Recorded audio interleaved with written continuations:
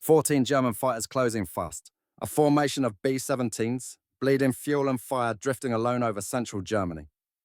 And one Mustang pilot who broke every rule in the fighter manual.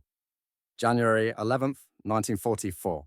First Lieutenant James Howard checked his fuel gauge, scanned the empty sky for his squadron, and watched a dozen Messerschmitts spiral beneath 30 bombers preparing to attack. He had perhaps 90 seconds before they struck. He was alone, outnumbered 14-1, and he was about to do something no pilot in the European theatre had ever attempted. Something so reckless that if it failed, he'd be court-martialed. If it succeeded, he'd rewrite the rulebook. 5 minutes later, those bomber crews were alive, and the Luftwaffe had a new nightmare to report back to base. This is the story of one mission that changed fighter tactics for the rest of the war. Not through firepower, not through luck, but through a maneuver so dangerous, so illogical, that even today, military historians debate whether Howard was brilliant or simply mad.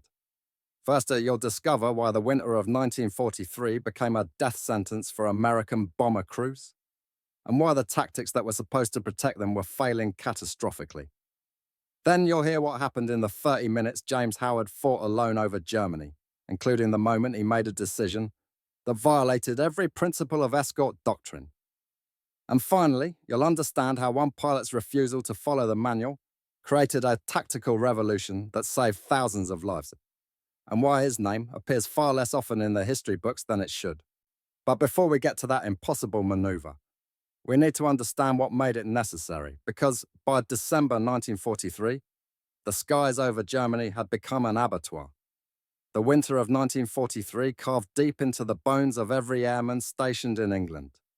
Ice formed on cockpit glass, breath-fogged oxygen masks, and above were the contrails of 1,000 bombers scratched white lines into the grey ceiling of war. This was the height of the combined bomber offensive.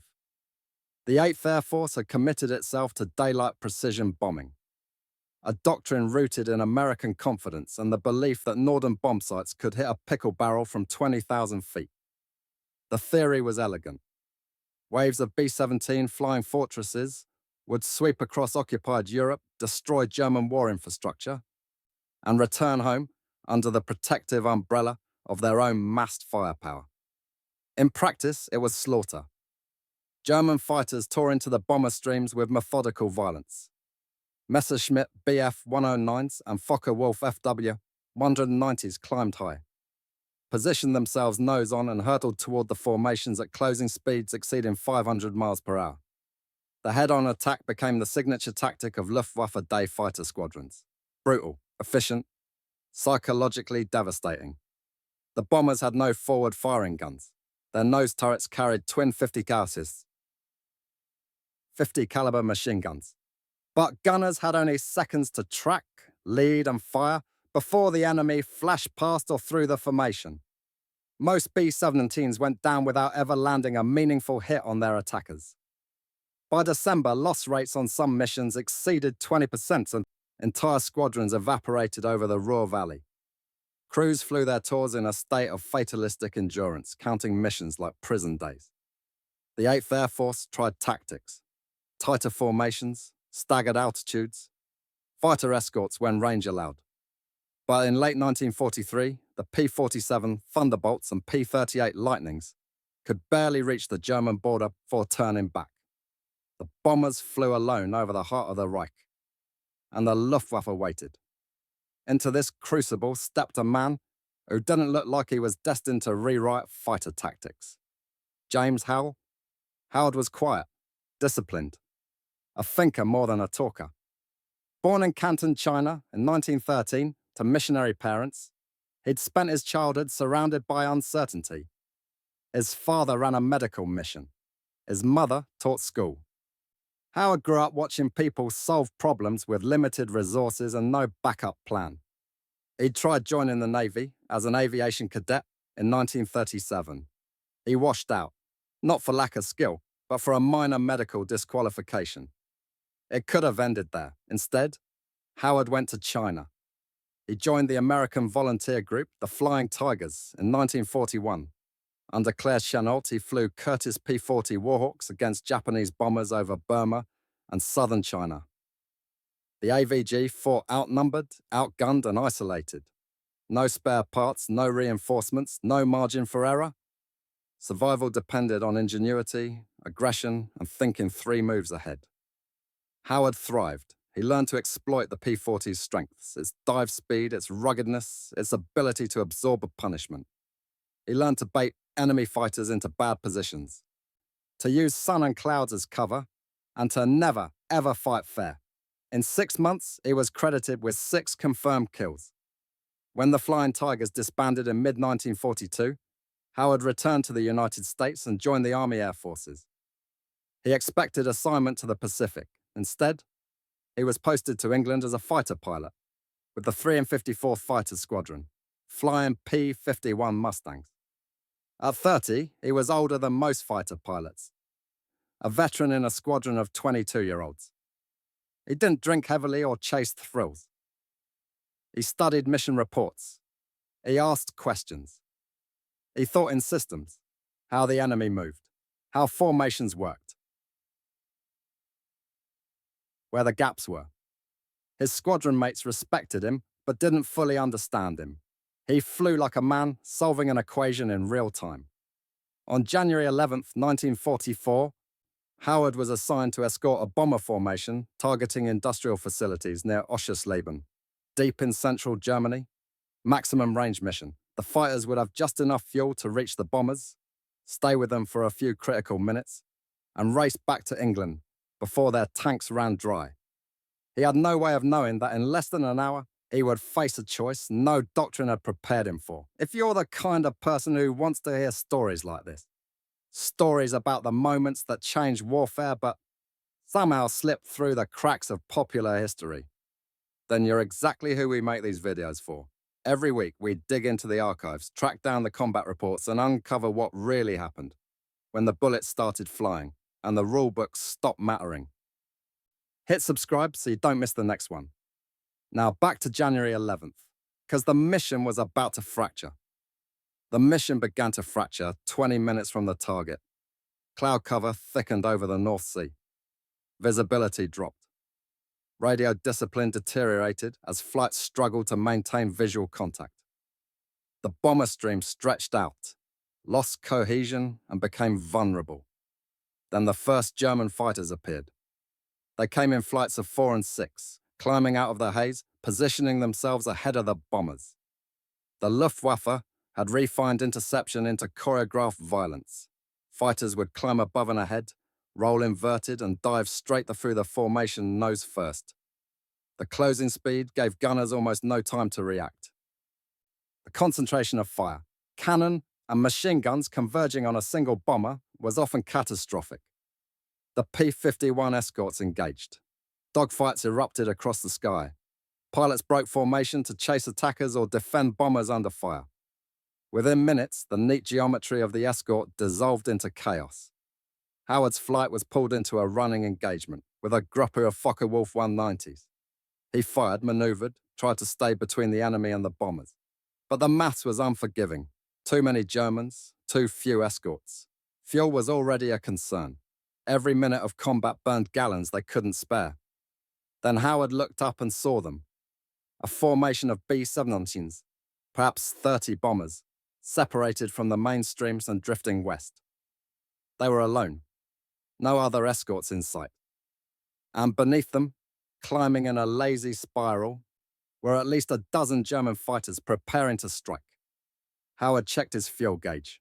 He checked his position. He tried to raise his flight on the radio. Static. He scanned the sky for other P-51s. None.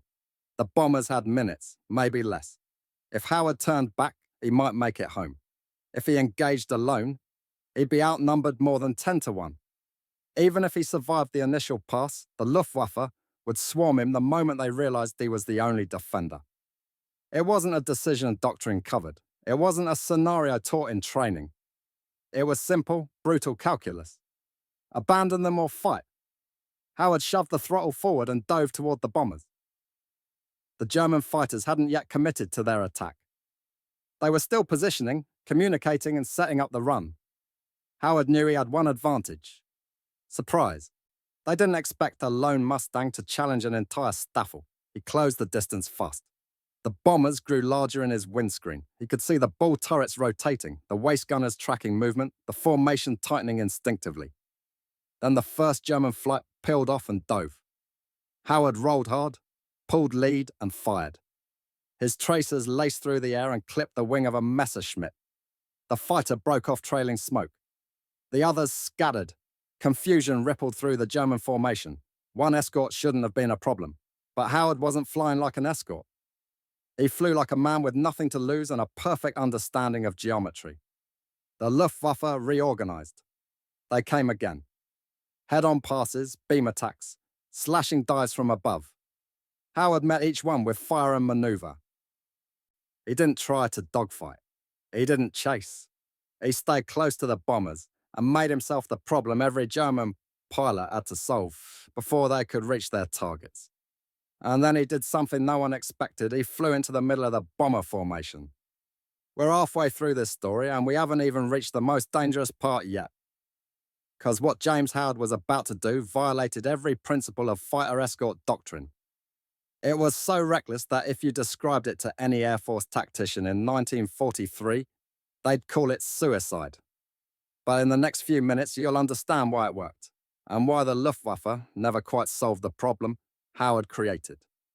Fighter doctrine in 1943 was clear.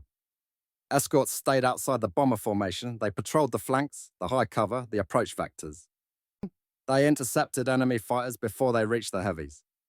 Close escort was considered defensive, passive, and ineffective.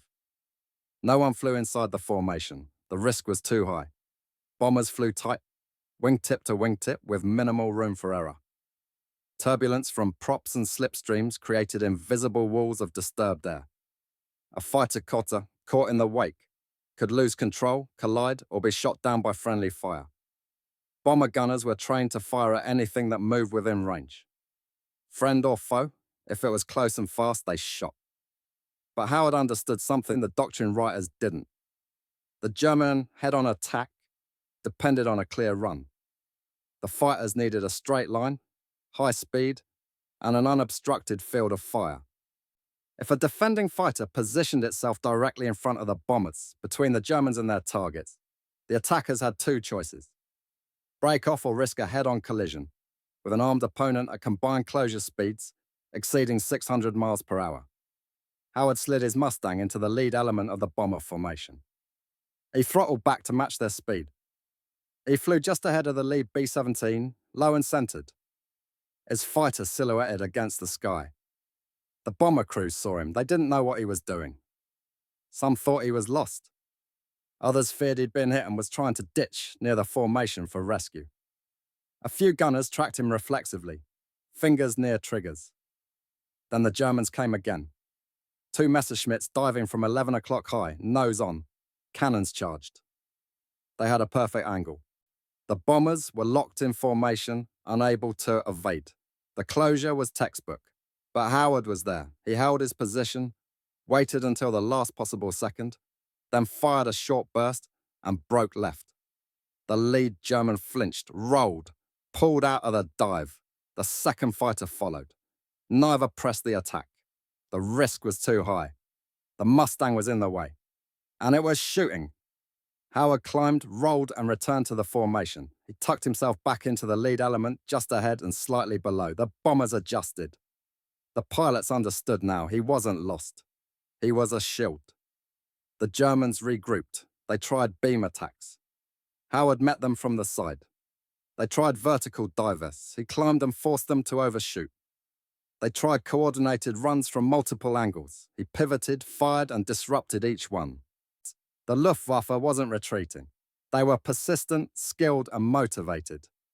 But they were also constrained by physics and risk tolerance.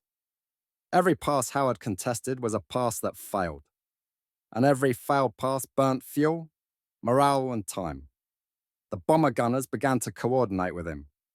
They held fire when he maneuvered, giving him space. They called out threats over the radio. They watched his six and covered his blind spots. An unplanned, unspoken partnership emerged. One fighter and 30 bombers working together against an enemy that outnumbered them all. For 30 minutes, Howard fought alone. He burnt through ammunition. He burnt through fuel. He took hits, small caliber rounds that punched through his fuselage, and missed critical systems by inches. His engine ran hot. His hands ached. His vision tunneled from adrenaline and oxygen debt. But the bombers held formation, and the Germans began to disengage.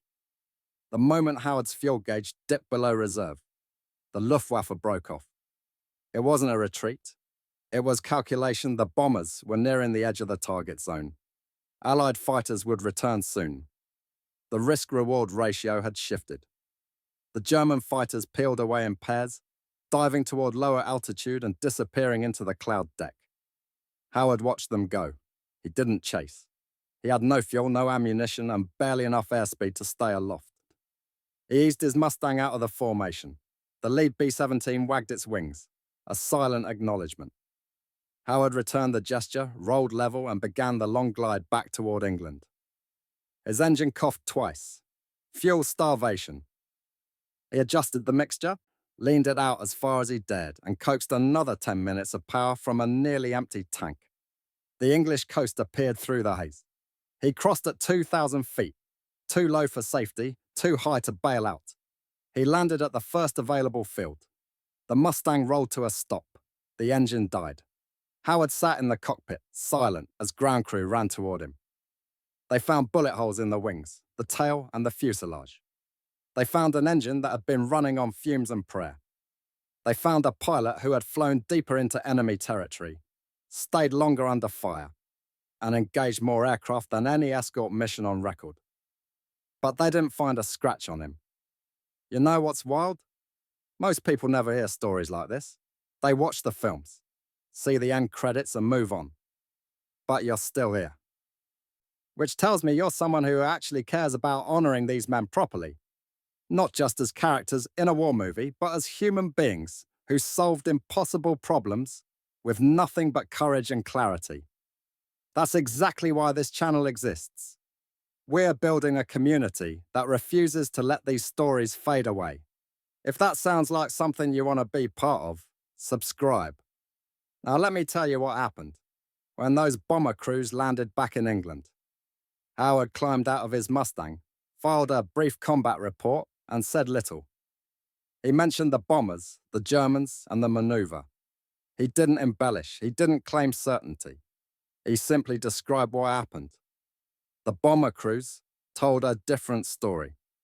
When they landed back at their bases in England, they debriefed with intelligence officers and recounted the mission.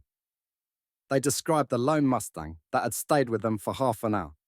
They described the pilot who had flown inside their formation, absorbed attacks meant for them, and turned himself into a moving roadblock against an entire German fighter grouper. The gunners estimated 14 separate enemy aircraft engaged. Some said more. All agreed on one thing. Without that pilot, they wouldn't have made it home. Word spread quickly. Within days, the story reached 8th Air Force headquarters. Commanders reviewed Howard's report, cross-referenced it with bomber crew testimony, and analyzed the tactical implications. What Howard had done violated protocol. It was reckless by the book, but it had worked. And in a war where bomber losses were crippling morale and operational capacity, results mattered more than orthodoxy. In April 1944, James Howard was awarded the Medal of Honor. He was the only fighter pilot in the European theater to receive the nation's highest military decoration. The citation praised his courage, his skill, and his selfless devotion to the bomber crews under his protection. But the citation didn't mention the one thing that mattered most. Howard hadn't fought out of blind heroism. He'd fought out of logic. He'd seen a problem, analyzed the variables, and executed a solution no manual had predicted. He'd turned himself into a weapon not through firepower, but through positioning. He'd understood that presence, not kills, was the key to disruption. And in doing so, he'd revealed a flaw in German tactics that no one had exploited before. The head-on attack had been the Luftwaffe's most effective weapon against American daylight bombers. It relied on speed, shock, and the bombers' lack of forward firepower. But it also relied on a psychological truth. Escorts stayed outside. Fighters protected bombers from a distance. They didn't get in the way. Howard proved that assumption wrong. Within weeks of his mission, the 8th Air Force began to train escort pilots in close-in defensive tactics. The idea wasn't to replicate Howard's lone stand. That was unsustainable and suicidal by design. But elements of his positioning strategy were incorporated into coordinated escort doctrine. Fighters began to fly tighter to the bombers. They positioned themselves along the attack vectors, most likely to be used by German fighters. They didn't wait for threats to develop. They preempted them. The mere presence of a fighter in the path of a head-on run forced German pilots to hesitate, adjust, or abort. Loss rates began to decline. It wasn't immediate. It wasn't the only factor. The introduction of long-range P-51 escorts, improved formation tactics, and attrition of Luftwaffe pilots all played roles. But the shift in fighter positioning, the willingness to get closer, to accept risk, and to disrupt rather than simply intercept, became a permanent feature of escort operations for the remainder of the war.